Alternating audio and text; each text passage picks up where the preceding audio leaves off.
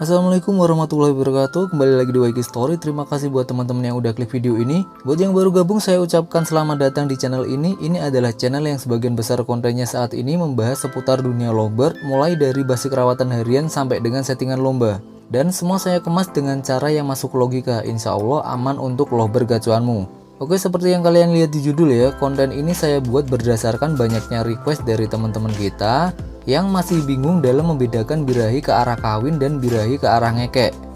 Nah, nanti akan kita bahas sesuai dengan yang terjadi di lovebird jantan dan lovebird betina.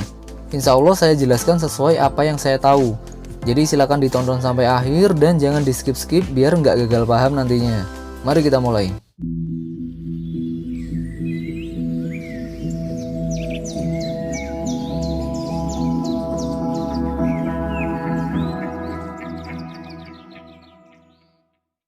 Oke, saya sendiri nggak begitu tahu pasti ya siapa yang pertama kali membedakan birahi ke arah kawin dan birahi ke arah ngekek. Karena kalau dulu sih yang kita ketahui birahi ya birahi.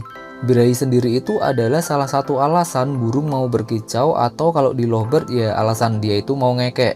Semakin kesini semakin detail aja nih ya penyebutannya. Kita ambil sisi positifnya aja, semakin detail maka seharusnya akan lebih mudah untuk dipahami dalam proses belajarnya. Jadi harusnya udah nggak ada yang abu-abu lagi dalam berbagai istilah nantinya. Saya sendiri sih setuju ya bahwa dalam kenyataannya memang untuk masalah birahi pada lovebird itu memang ada arah tujuannya. Maksudnya setelah birahi naik itu dia ke arah ngekek atau malah mau kawin aja. Nah, seharusnya ini bisa diamati untuk lovebird yang dalam posisi nggak over birahi ya. Karena kalau lovebird dalam posisi over birahi, biasanya sih kalau nggak emosinya yang keluar ya pasti fokusnya itu ke arah kawin doang. Seperti yang saya bilang di awal ya, saya akan jelaskan untuk kedua jenis lovebird, yaitu untuk jantan dan untuk betina. Mari kita mulai dari yang jantan dulu. Buat yang belum tahu, sebenarnya untuk jantan itu kita lebih bebas dalam menentukan settingannya dibanding dengan lovebird betina nantinya. Karena apa? Pada lovebird jantan ini jika birahi terus naik dan dia rajin kita track terus, maka kemungkinan untuk over birahi yang akan membuat dia berfokus untuk mikir kawin terus itu akan menjadi kecil. Ingat ya, syaratnya harus rajin di track. Ya istilahnya itu untuk buang emosi. Pada jantan itu biasanya jika dia birahinya ke arah ngekek, maka ada beberapa tanda, antara lain di awal dia akan banyak mengeluarkan suara birahi khas lovebird jantan yang kayak tek tek tek tek tek tek tek gitu ya. Lalu ada ciri sebelum ngekek berupa garuk-garuk paruh dengan kakinya. Terus yang terakhir banyak manggut-manggut. Nah, jika keluar tiga tanda itu dan nggak berapa lama dia mau ngekek dan pasti seperti itu terus, berarti proses rawatan itu udah bener dan itu udah termasuk birahi ke arah ngekek. Lalu jika setelah keluar tiga tanda itu kok lovebird nggak ngekek dan hanya sering bunyi birahi aja dan manggut-manggut sampai ngeluarin milet ke arah mulutnya, itu biasanya sih birahi ke arah kawin doang. Nah, jika tanda itu muncul maka baiknya kurangi porsi jemurnya dan pakan kita kurangin kekencangannya. Atau mau dipolos dulu itu juga nggak apa-apa, dan EF-nya kita ganti dengan timun aja dulu sementara. Karena kalau kita kencengin terus dan kita nggak ada waktu buat buang emosi, takutnya nanti malah jadi banyak tingkah lovebird-nya. Dan akhirnya kalau nggak emosi merusak yang muncul ya dia hanya akan berfokus ke birahinya aja. Nah, itu tadi untuk jantan ya. Sekarang kita bahas untuk lovebird betinanya. Kita mulai dulu bagaimana ciri betina yang birahi ke arah ngekek. Sepanjang yang saya punya itu lovebird betina cenderung punya ciri sebelum ngekek itu kepalanya meliuk-liuk atau geleng-geleng aneh. Lalu ada juga yang mengangguk-angguk sambil balik posisi badan. Nah, jika setelah dua tanda itu dia mau ngekek, maka itu bisa dibilang birahi ke arah ngekek. Tapi nggak menutup kemungkinan ada tanda lain juga. Antara lain itu menaruh paruh di sela ruji, habis itu dia ngekek.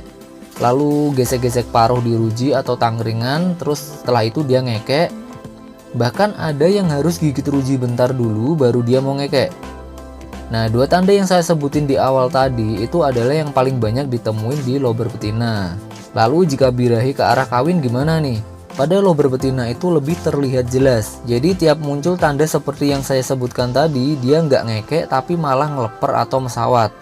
Dan biasanya itu lama atau berulang-ulang. Jadi dalam satu waktu itu dia muncul gaya terus ngeleper. Lalu kayak narik-narik suara tapi nggak jadi ngekek, atau ngetik-ngetik lalu ngeleper lagi. Nah, jika lobermu itu dalam kondisi seperti ini, maka akan sedikit kerepotan.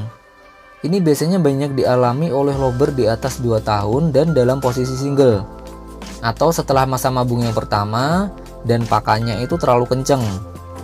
Umumnya jika belum terlalu parah itu bisa diakalin dengan banyak memberi porsi mandi, pakan dipolosin, dan non jemur. Ini sudah pernah saya buatin videonya ya.